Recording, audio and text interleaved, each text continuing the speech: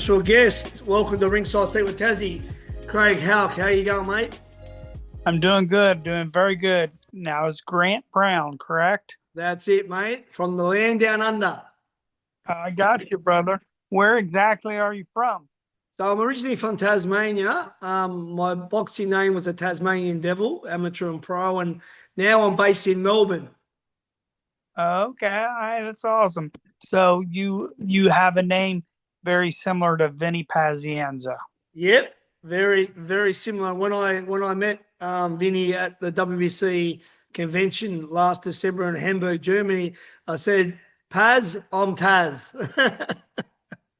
That's pretty cool. That's pretty cool. Yeah, because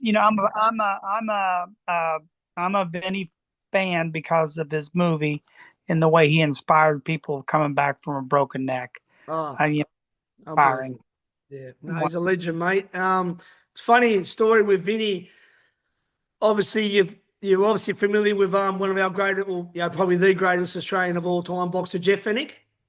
Oh yes. Jeff Finnick was at the one of Don King's shows. Yep. So yeah, see Jeff Finnick, and when Don King had a boxing show, and it is amazing. He seems like a very nice guy and complete gentleman. He is, mate. Yeah, and I was lucky enough to, him to be my coach as a professional. And but anyway, I said he's known as a bit of a wild boy because he come from the streets of Marrickville, and which was a rough upbringing in Sydney. And I said to Vinny, I said, "Who's crazy out of you and Jeff Fennick?" He said, "Me." I said, "Who's crazy out of you and Johnny Tapia?" When Johnny was alive, he said, "Johnny." And he was telling me a few Johnny Tapia stories, and it was just really cool to be like mate, when you do all your your Hall of Fame stuff. It's just cool to be with the legends and listen to the Yeah, stories. It's just barbershop talk. It's the best. and what I like about it the most for me personally is our Hall of Fame is different than the International Boxing Hall of Fame. You actually get to um, it's more hands on. You get to go up and talk to James Toney.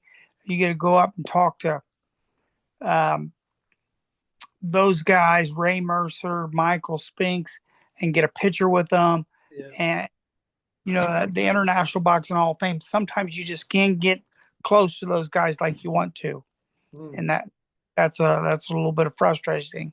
But I mean, like Floyd Mayweather, it would be hard for him to greet everybody, but if he ever was in Indiana Boxing Hall of Fame, it'd be so much more easier for people to get access to him.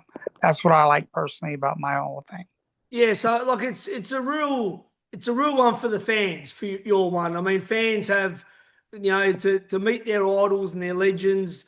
It's accessible for them. So it sounds like a really fan friendly Hall of Fame. Absolutely, and that's the way we enjoy it, and we want to make sure that Lehman Brewster's the WBO Yep. heavyweight, and you have Marvin Johnson, the WBC and the WBA light heavyweight world champion. We have JB Williamson, who was light heavyweight champion. Another guy named Tom Boom Boom Johnson, Oh, IBF great fighter. world. Yeah, so I mean, we've had well, I love going to conventions and then just represent Indiana Boxing Hall of Fame, at a high level. Yeah, mate. Listen, I've been watching you for the last couple of years, and my hat's off to you. I love what you do, and that's why I reach out to you, mate, because I love what you do. You bring the old timers. I'm a third generational boxer. My grandfather and father, so I'm into the legends of the sport. I talk about the Ray Robertsons, the Henry Armstrongs, the Willie Peps, the Archie Moores, the Jersey Joe Walcocks, the Ezra Charles. I'm a real historian, and I love seeing like the ones that are alive now still getting their recognition, and I love what you do, mate. Yeah, I appreciate it, Graham, because I think uh, that's what boxing should be all about. It's about the fans. And here's the thing, Grant. I think we are boxing fans as well, but we're fighters too. Yeah. But boxing fans, and that makes it more intriguing for us. You know what I'm saying? 100%. And you've had a Riddick Big Daddy bowl as well? Big Daddy? Big Daddy, yes. I Riddick love Bowe, him. 1996, Madison Square Garden, Riddick Bowe, Andrew Galata. And then I was on the undercard fighting some guy named Hector Camacho or something. Yeah, Hector Camacho. Let's talk about your career, mate.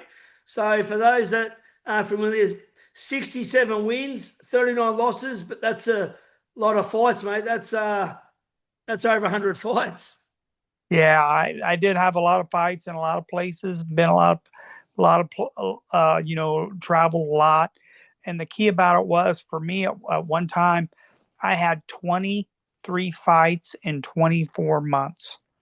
That's So, that's a true. That's yeah, activity. That's something that these fighters these days that fight once and twice a year. That's activity. well, I was so broke at the time, Grant, that I mean, I was just traveling and trying to get as much work and get as much experience and muff. I fought one time. I fought in Erlanger, Kentucky, and the next night I fought in Oklahoma City. That's insane. You wouldn't need much sparring, would you? Because you're fighting all the time. Then that's the key. You didn't have to spar all the time. You stayed active. So I give that credit to Pete Susans and Sean Gibbons and guys out there like that Sean keep their fight, Gibbons. Yep. put them on shows, keep them relevant, and that's how you learn how to fight and learn how to orchestrate how you want to be represented and stuff. Yeah, I enjoyed that. 100%. Well, let's break it down, mate. 'Cause you mentioned Camacho, but you fought some other great fighters. You fought the great Meldrick Taylor, 1984 LA Olympic gold medalist, one of the fastest hands at his peak, mate. He was. Oh, I loved Meldrick Taylor. Run me through fighting Meldrick Taylor. Well, let me explain this to you, okay? So, I come from a little small town, Greensburg, Indiana. That's where I graduated from. So in 1994, I signed with this guy named Don King. I don't know if you ever heard of him or something. It's his So birthday today. It's his birthday. it's birthday 94. So I'm gonna give a shout out to Don King. So here's the deal. So in 1994, they fly me out to Las Vegas to fight Meldrick Taylor. And you got to remember, I'm just a little redneck small guy. I get there, we're in Vegas, and I start weighing in with Felix Trinidad, Oh, Hector, Julio Cesar Chavez, oh, Frank Handel. I mean, it's like I'm like a kid in oh. church. I'm like, what in the world is going on? And so I fight Meldrick Taylor. The thing about it was, all right, from a he's right-handed, so he was the fastest guy that I fought right-handed. And then Camacho was the fastest guy Left-handed. ever Yeah. fought that left-handed southpaw. In my opinion, and I remember fighting, and I said the referee was hitting me too. Not even was Meldrick hitting me. The ref. You Kenny thought you were Bayless, surrounded. You're surrounded by three people. Kenny Bayless, the referee. I said, yeah, even Kenny Bayless landed some punches on me. But you're fighting those fights. So in '94, I'm in Vegas, and then 1995, I'm fighting Julio Cesar Chavez Oh, in Chicago, and I was totally overwhelmed with Julio Cesar Chavez, and I got caught. And then in 1996, I go to Madison Square Garden, the most famous arena in boxing, and fight Camacho. So that's a heavy penny and heavy price to pay. mate, But you've I'm just yep. I wouldn't change any of it, Grant. Oh, you've just ruled off three of the greatest and three of my favourites. I mean, I had my first fight as an amateur in '91. So in the '90s was my era. So them guys in the '90s were just my heroes. And the fact that you've been in the ring with them, mate, regardless of not getting the win, but just being there, as you said, weighing in with the guys you were, to me, mate, to me, that's like a world championship in itself because that for all these guys need opponents. All these guys need people to make them great, and you're on their resume, you're on their box track. That's just unbelievable. And that's the big thing about it, and so I even fought Joey Gamache, who was a two-time Yeah, yeah, another good fighter. world champion, and then I Yep. fought Mike Lowy from WBO world champion and Germany. So, uh, and I will say I went 11 rounds with Lowy in Germany, and um, if it wasn't for having that experience, I probably wouldn't even been, you're 11 rounds fighting in a, world championship fight, just getting in the 11th round's pretty good. 100%, mate. And you also fought Octay Urkel, another very good fighter. Yes, I did fight. He was very quick, too. Yeah, very good fighter from Denmark. Was it Copenhagen, Denmark? I I'm believe. not sure. I think he was Turkish, but he might have been fighting out of one of them countries. I think he fought my friend Costa Zoo, and I think he fought Chavez as well. He was a pretty good fighter. Yeah, great fighter. Mm. Obviously you would have been in that era. Obviously you would have been aware of Costa Zoo. What a great fighter he was out of Australia and Russia. Yeah, and I'm really impressed with his son Tim Zoo, but whatchamacallit, my buddy, he has his number, you know. Yeah. Tim will be back, mate. Tim's a dear friend of mine. He'll be back. Look, he's a hard man to fight. Fundora being that tall and no discredit to him. He's a great fighter, but Tim will be back. But mate, I just can't believe, yeah. I mean, being around the Don King had such a great stable back then too. Like as you said, Trinidad, Frank and Randall, mate. I was a massive fan of Purnell Sweet Pea Whitaker. You would have came in contact with him. Did you know Purnell? Did you ever say hello to him? Absolutely. Here's the thing: I got a picture with Pernell Whitaker. I was in, I think I was at some type of convention, and Sweet Pea was there. Okay, and Sweet Pea started arguing with me that Julio Cesar Chavez and Meldrick Taylor fought once, and I kept trying to tell him. I said, no, they fought twice, and he said fought once, and I kept arguing with him, and I had to show him the second fight. You know what I'm saying? Like, I know what I'm talking about, but it was pretty cool. And Pernell Whitaker, what a great fighter he was, a defense artist, phenomenal. Wasn't a big puncher, but had very great skills and one of the best of all time. Well, Sweet Pea. yeah. It was the art of boxing, hit and not be hit, and that was him. He'd stand in front of you and make you miss, make you pay. I've had a few other great people on my podcast. I've had Buddy McGirt on my podcast. We spoke about his fights at Purnell and Meldrick as well. And I've had Terry Norris on as well. So Terry was I love Terry Norris. He was a bad man. Morris, bad boy back in the day. A very Yes. bad boy, yeah. Especially And prime when he beat Sugar Ray. That was a big win for him. But I saw Sugar Ray Leonard and Terry Norris at the National Boxing Hall of Fame, and I got pictures with them, and it was amazing. It was amazing. For me, I like to get pictures with all the stars. Oh, me too, mate. I've been building up a great thing, and I hosted Terence Crawford here May this year. We met at the WC convention in December, and we just hit it off, and I said, I'd love you to come to Australia, and he said, well, I'll let you know, like I'm about to sign the Canelo fight, so I'll let you know how it goes. Anyway, he said, look, I've only got the last weekend in May free. I said, done. I booked him, done a meet and greet tour with him in 3 cities, Queensland, Melbourne and Sydney. And it was cool, man. It was really cool. And we kept him. Yep. He's out of Omaha, Nebraska. Yep. Star. And here's the thing. I was with him at the WBO convention.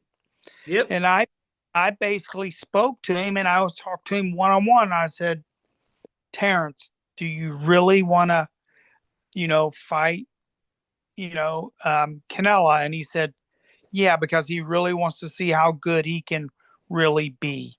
And that's the best for me is he's testing how great he can really be. And that would be a great test, even though I think they're both a little bit on the more downside as far as their career. Mm. Um, I still know with their ages, but you're not going to find a better fight out there on paper right now than Canelo and Terrence Crawford. And here's the deal. I got to go with Terrence right now because until he gets beat, he's been my pound for pound #1 Indiana Boxing Hall of Fame for the last 4 years. Until he gets beat, I'm going to keep him #1. Yeah, me too, mate.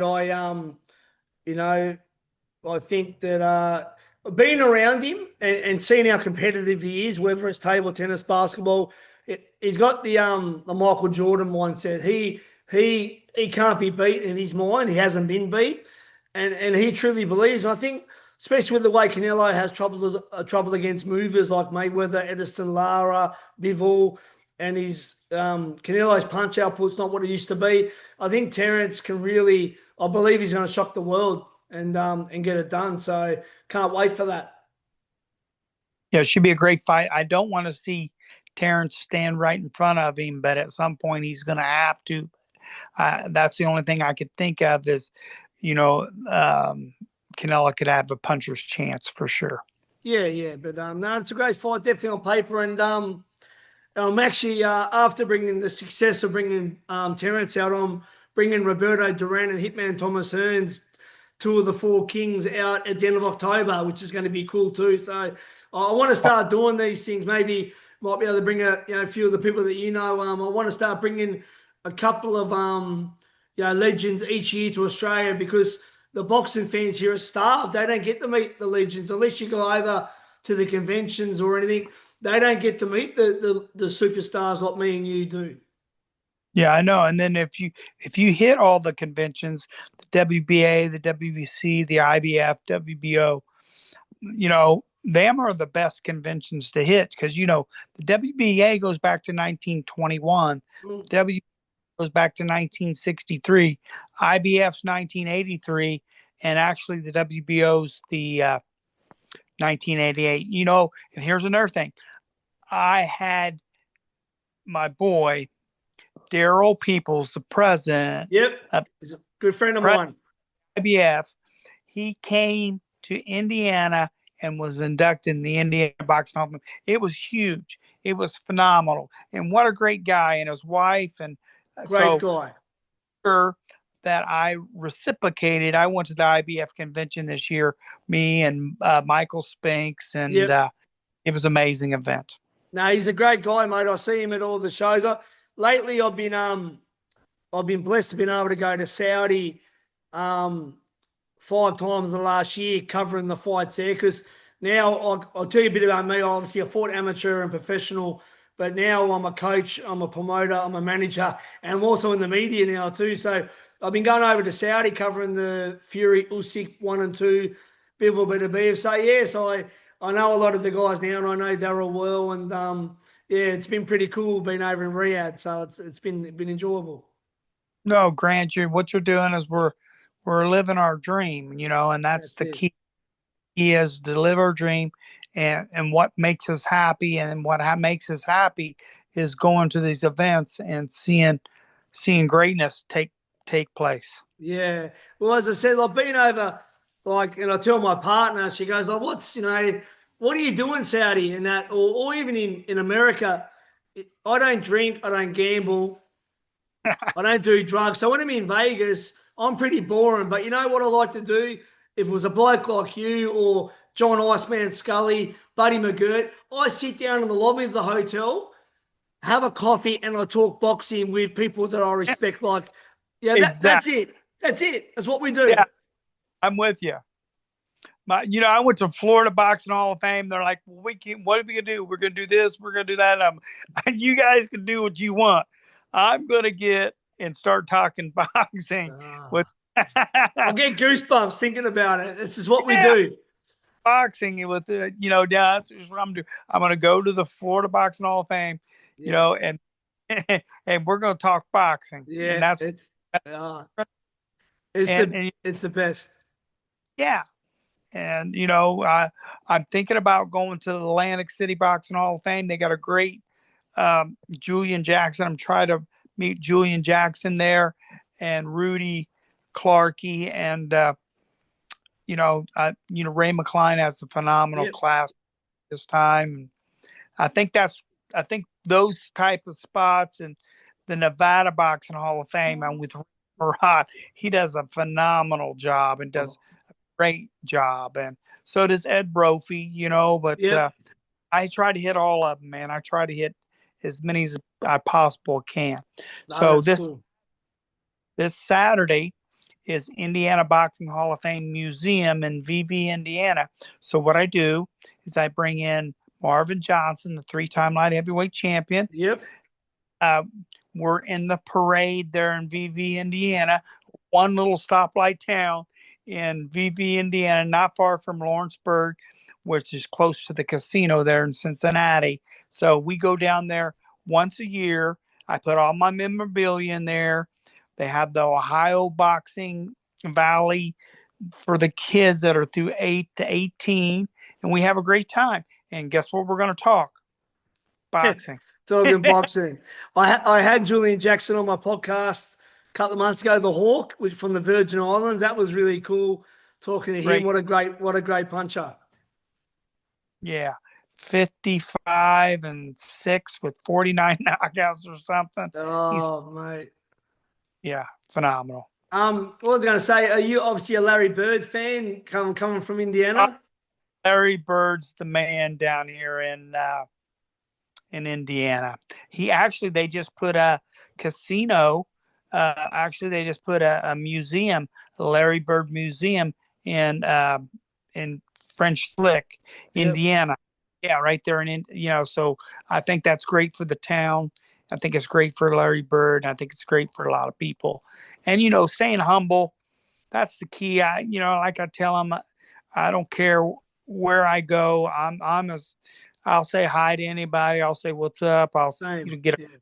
body, and we'll have good times, and we'll talk sports, and that's what it's all about. It's about the brotherhood that we all share, because we know the price that's been paid for the whole sacrifice. Oh, mate, that's the thing. I mean, look, you're from Indiana. I'm from Tasmania, the bottom of Australia, the little island. I mean, the fact that now, I've been to America so many times. I've been to Saudi. I've met guys like my idols, Roy Jones Jr., Oscar De La Hoya, Ray Leonard, Duran.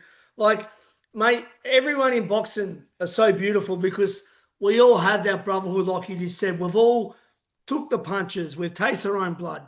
We've cut weight.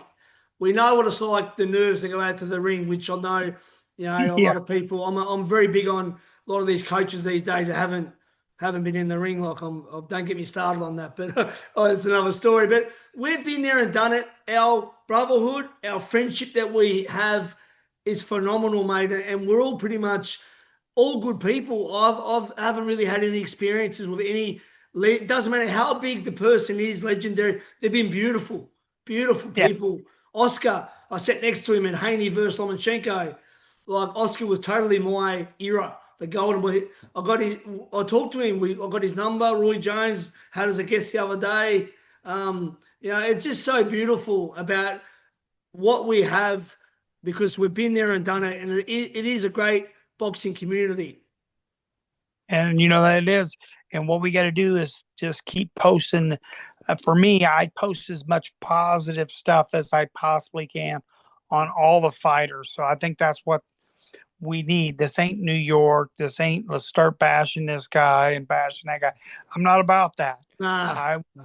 positive about each fighter, and promote people in the most positive way.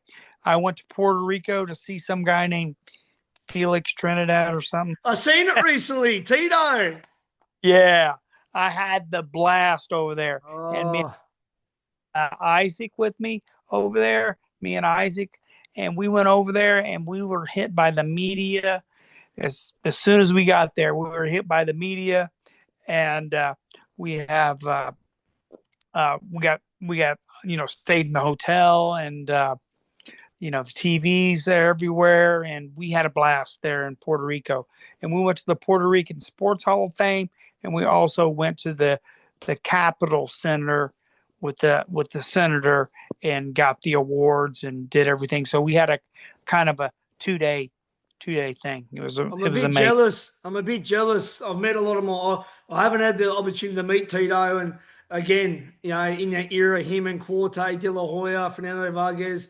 How is he? How is he as a person? Obviously, he's a really good human being, and I'm going to tell you, he's a phenomenal person, and his dad is phenomenal.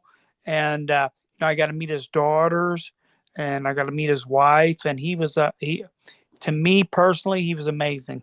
Yeah, that's so cool, man. I'm definitely envious of that one, and yeah, hopefully get to meet him one day, mate. Listen, I can't thank you enough for your time. As I said, I'm a massive fan of what you do.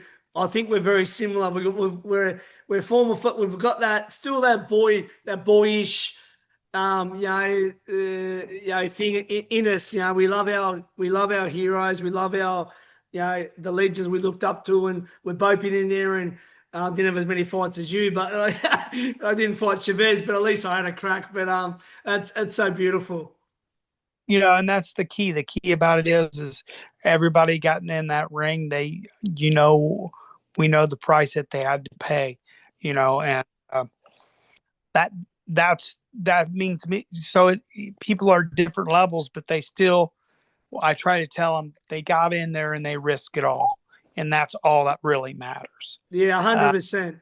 Yeah. And I'm very big on, and that's what, like, I know John Iceman Scully does, helps fundraise for a lot of the fighters, Iran Barkley, Bobby Ches, any fighter that doesn't, they're doing it to be tough, because as you know, mate, there's unfortunately no superannuation in boxing. I mean, so many guys that have made money over the years, and obviously, we're not the best at keeping it. So, I mean, a lot of guys ended up, losing a lot and having health troubles, and there's been some really sad stories, Rocky Lockridge on the street. So anyone that gets out there and helps the former champs, I love that.